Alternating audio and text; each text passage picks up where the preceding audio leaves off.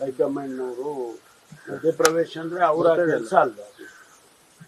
ಹೈಕಮಾಂಡ್ನವರು ಏನಾದರೂ ಇಲ್ಲಿ ರಾಜ್ಯಗಳಲ್ಲಿ ಸ್ವಲ್ಪ ಸಣ್ಣ ಪುಟ್ಟ ವ್ಯತ್ಯಾಸಗಳು ಕಂಡು ಬಂದಾಗ ಅದನ್ನು ಸರಿಪಡಿಸೋದು, ಅವರು ಸೂಚನೆ ಕೊಡೋದು ಅವ್ರು ಮಾಡೇ ಮಾಡ್ತಾರೆ. ಹರಿ ಸರ್ ಸ್ವಲ್ಪ ಹಿಂದೆ ಕೃಷ್ಣ ಸಾಹೇಬ್ರ ಜೊತೆಯಲ್ಲಿ, ಕೊಹ್ಲಿ ಅವ್ರ ಜೊತೆಯಲ್ಲಿ ಎಲ್ಲ ಮಂತ್ರಿಗಳಾಗಿದ್ದಾಗ ಅವರು ಒಂದು ರಿವ್ಯೂ ಮಾಡೋದು. ನನಗೆ ಚೆನ್ನಾಗಿ ಜ್ಞಾಪಕ ಇದೆ. ಗುಲಾಂ ನಬಿ ಆಜಾದ್ ಅವರು ಇನ್ಚಾರ್ಜ್ ಇತ್ತು. ನಮ್ಮನ್ನೆಲ್ಲ ಪ್ರತಿ ಇಲಾಖೆ ನಿಮ್ಮ ಇಲಾಖೆಯಲ್ಲಿ ಏನು ಪ್ರೋಗ್ರೆಸ್ ಮಾಡಿದ್ದೀರಾ ಅಂತ ಹೇಳಿ ನಮ್ಮನ್ನೆಲ್ಲ ನೋಟ್ಸ್ಗಳು ಕೊಡಿ ಅಂತ ಎಲ್ಲ ಕೂಡ ಕೇಳಿದ್ರು. ಹಾಗೆ ಬರ್ತಾ ಇದು ಹೈಕಮಾಂಡು ನಮಗೆಲ್ಲ ಅವರೇ ತಾನೆ ಮಾರ್ಗದರ್ಶನ ಕೊಡೋರು ಹೈಕಮಾಂಡ್ ಇದೆ. ಹಾಗಾಗಿ ಮಾಡ್ತಾರೆ.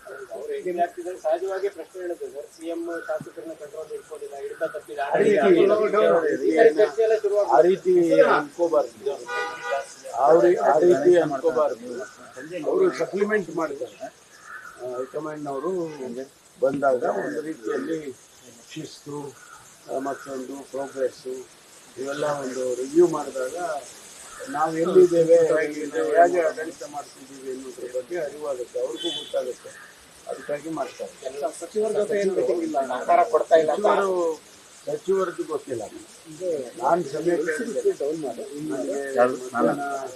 ಸಾಯಂಕಾಲ ಯಾವಾಗ 1ನೇ ತಾರೀಕು 2ನೇ ತಾರೀಕು ಇರ್ತಾರೆ. ಇವಾಗ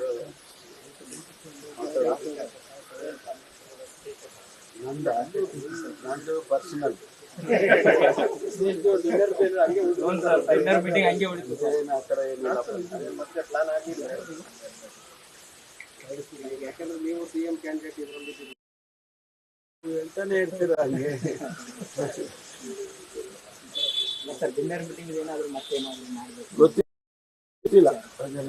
ಟೈಮ್ ಕೇಳಿರೋದು ಸಿಎಂ ಬರ್ತಾರೆ. ಮೈಸೂರಿಗೆ ಹೋಗಿ ಮೈಸೂರು ಏನು ರಾಜ್ಯ ಬಿಟ್ಟು ಹೋಗಿಲ್ಲ, ಸಾಯಂಕಾಲ ಬರ್ತಾರೆ. ನಾನು ಕೇಳಿರೋದು ನಾಳೆ